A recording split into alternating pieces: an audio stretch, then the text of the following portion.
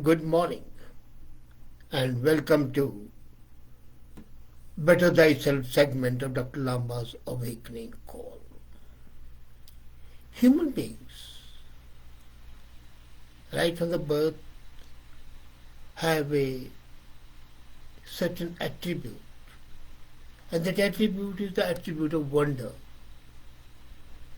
And this attribute gives rise to the question how, why, what, the spirit of inquiry, as well as spirit of awe, beautiful, lovely nature around us, human beings around us. So this sense of wonder is highly acute and strong in the children.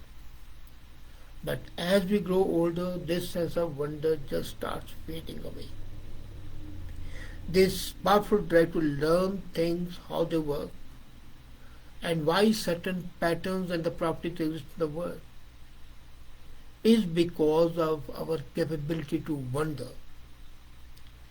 As a word, wonder has multiple related meanings, has one sense that captures this desire to know. The other is capacity to feel elated, feel sublime, feel better. You employ wonder when you ask questions, how do fish breathe underwater? It's a question, but she wonder. Even the simple question, why do the air conditioners drip water? Is more than mere curiosity that motivates someone to seek a simple factual answer. For example, you ask what's the biggest kind of a dog? That's wonder. But then the spirit of inquiry, when it's combined with the sense of awe, that's real wonder, and that is what propels human beings to progress. As a matter of fact, this wonder, the sense of wonder moves everybody to seek out explanation, something about the pattern of the cause and effect, the causal effect. And that underlies phenomena. It is also different from awe, though it's a part of awe, which can occur as a mere passive state of amazement. So when the spirit of inquiry is combined with awe, this is wonder. But when the awe is just a passive statement of amazement without spirit of inquiry, that's not wonder. Wonder involves actual thought and engagement. It invokes conjectures about how and why. It might even launch speculation about different possible words. So, this sense is actually the sense that enables mankind to progress. It promotes sustained excavation of the rich causal architecture of the world. It helps us to appreciate everything around us more fully.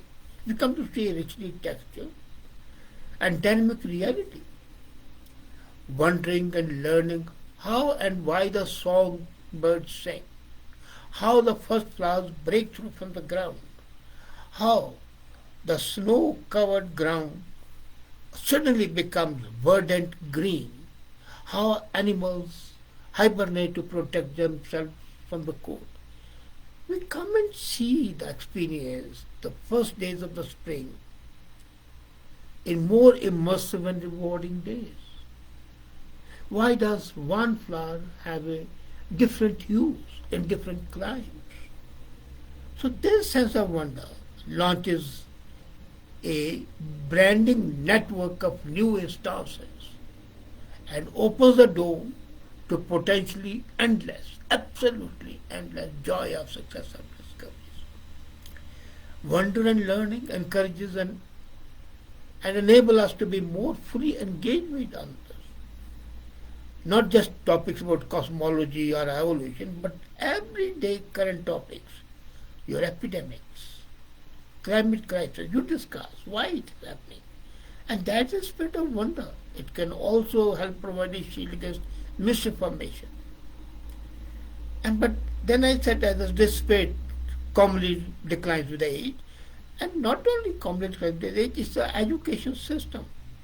When the children enter the classroom, their spontaneous questions come down drastically, they plummet down. The teachers, the pedagogues do not encourage the sense of wonder. They are content with telling them what's written in the textbook period. So this abandonment of wonder can persist indefinitely. And the decline happens at all levels. In the family, the father says, well, I have told you I'm the father. The mother says, I'm the mom. I have told you, so I can't be wrong. The teacher says, I have told you. And the books cannot be wrong. And they grow up, adolescents, then adults. And then the media says, well, experts, so-called experts. So the people who maintain lifelong joyful wonder, they are able to create. Look at the biochemist Jennifer Doudna. Doudna launched CRISPR gene editing revolutionized biology. And she recalls wondering constantly about the plants around her when she was growing up in Hawaii. Had she not developed that sense of wonder, we would never have come to know about the CRISPR genetics possibly. And if you look around you, you would find anything that you can regain and maintain sense of wonder in adulthood. So how to do it? First thing, conduct regular introspection. Look within yourself. Introspect. Ask yourself, have you learned anything new in the past day, in the past week, in the past year? And that has changed your views or make you understand some new aspect of the world. This might include learning something more important than your everyday life, some new fact, some realizing that you are mistaken some way about a new thing or about a prior view undergoing a change.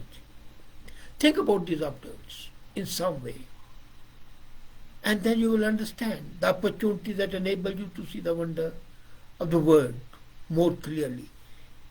This would make you feel amazed, and that is possible if you have a regular introspection. Have you done it? If you don't want to introspect, then you cannot develop a sense of wonder. So this spirit of seeking new understanding by making a point of pausing. Say on the first day of every month you dedicate. What have you learned in the last month? Have you learned even a single word of English, of any language? Have you learned a new language? Have you learned some basic side of the human beings which are not known to you before? Have you been able to recognize one or differentiate one star from the other? Can you tell some new facts about biodiversity? Anything. So when you identify an instance or think about what has changed your mind, a new life of inquiry, you would find that your sense of wonder would start being more inclusive. Then embrace the proliferation of wonder, not only introspect. When you wonder, try to approach a question with expectation that you are just taking the first step, first tiny step that might turn out to be many possible cycles of branching paths of wonder, each one triggered by what you learn. The tiny step, first step, that the first astronaut at the moon was a big giant leap for the mankind. Don't forget that. The natural world and the world of technology are both full of complex nested systems. Consider the components of a car, example. How each one of them, engine, brakes, transmission, etc., have their own complexities. Same is about the world and the human life, but complexities. So you should be on the lookout for the new wriggling worms that appear when you overturn your first rock of inquiry. And you would solve mazes, puzzles. Wonder how that happens. So this should be not be exclusive to one subject. The spirit of wonder means your amazement, your sense of awe, as well as sense of inquiry should be all pervasive. This modern craze for being expert in one field makes you a lopsided human being. Don't forget that. So that's why I come to the third stage. Adopt diverse ways of wondering. I can tell you about myself that my life started with the Greek literature, then the Indian literature, then the scriptures, and then the sciences. And as a student of arts, I studied nuclear theory. Eldenberg's book was the first book on nuclear physics, which I read when I was 13. So even today, there is no area of human knowledge or the human world which doesn't interest me. So you can experience extra pleasure in information. Finding out, discovering a new way of learning more, alternative to standard search and query. So, anything which can enhance your sense of achievement is wonder. So do not feel shy about asking experts you meet to help you understand the subject. Some experts might not want to explain things to a novice, but many of them, who are the leaders in their field, are thrilled to share their excitement. I remember I was a young boy, very young, when I first met Bunter Trussell. Oh, what a pleasure it was. A great Punjabi poet, Bhai Singh. I met him, I think, when I was 4 and 5, and he would pat my head. And then, when he was reciting his poems, I would look at him, his wide flowing beard and the words coming out of his mouth. They had a certain enchantment. And at one time I used to think that he must be some rishi of the old, some sage of the old, some maybe. Then I read about the Greek, Egyptian pharaohs, and I thought, well, this might be a reincarnation of pharaohs. So basically, it was every day. Then the next step, look at the puzzles and the anomalies of situation. Wonder will go into very high gear when you are confronted with an apparent anomaly, something puzzling, something confusing, something not very clear. Sometimes people ignore anomalies as annoying exceptions. They are not. A simple explanatory story has different interpretations, and that's an anomaly. And very often, an anomaly can be very revealing and causes a revamping of your understanding. For example, you might notice that a particular tree in your town loses its leaves much earlier than the others. At first you will ignore this anomaly, but then if you look at it, you will find, well, that might be a very interesting reason. Then the next one is very important. Explore contrasting cases. When you have contrasting cases, you learn more deeply. For example, you understand the concept of mammal, but that will deepen after you compare various pairs of mammals and consider the commonality and differences among them. You also might wonder about the similarities of the two related concepts of psychology. Have you ever thought of that the interdisciplinary relationship enhances your capacity? For example, concepts such as extrinsic motivation and intrinsic motivation, these are two absolutely diverse. But when you combine them and compare them, then you find that they are much more revealing and much more powerful. And that leads us to the next step. Entertain contrafactuals. Wonder is most powerful when it uncovers the causal structures that lie beneath and are responsible for the surface phenomena. These structures often include elaborate extensor branches, so that each how and why question can launch a cascade of questions. So in asking questions, in working out your studies, provide fuel for the wonder. For example, you might ask, what would the word be today when the water freezes? It expands. But suppose it contracted when it froze, what would happen? And if you think it through on your own, then consult others. And that leads us to the next practice. Practice win-win wandering with others. Wandering is always shared.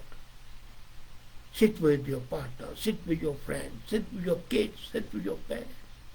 Awaken wonder. Reawaken this. And this awakening lies in your interaction with others. I've seen these adults, honestly speaking, sometimes I think they are mentally dormant in a state of mental coma. These adults see arguments as adversarial enemy battles with the goal of conquering each other from your point of view. But to argue to win is absolutely wrong. Basically, you are neglecting the opportunity what disagreements offer for the expansion of your sense of wonder. So, adopt an argue to learn mindset. And when you adopt that, you will be having a wonder. So, key points. Wondering is rewarding, but it declines with the age. So how to do it? How to revive this sense? Revitalize it, re-strengthen it, conduct regular introspections, embrace the proliferation of wonder, and adopt diverse ways of wondering, look for the anomalies, explore contrasting cases, and most important, entertain counterfactuals. Counterfactuals are the most important thing. Practice it with your group. And then, one thing, create a checklist for wondering. A checklist will help you ensure that you are wondering in ways that are fair and thorough as much as you like. Be thorough. Go into the depth, not the superficial one. Don't skim. Dive deep. And then you would be a better human being. And that's what you want to be, don't you? Develop this sense of wonder, which you have, but revitalize it. You need to revitalize it to be a better human being, a better friend, a better partner, a better father, parent, a better child. In fact, better in every way. And that will make your interaction with others much more rewarding and fulfilling. Thank you.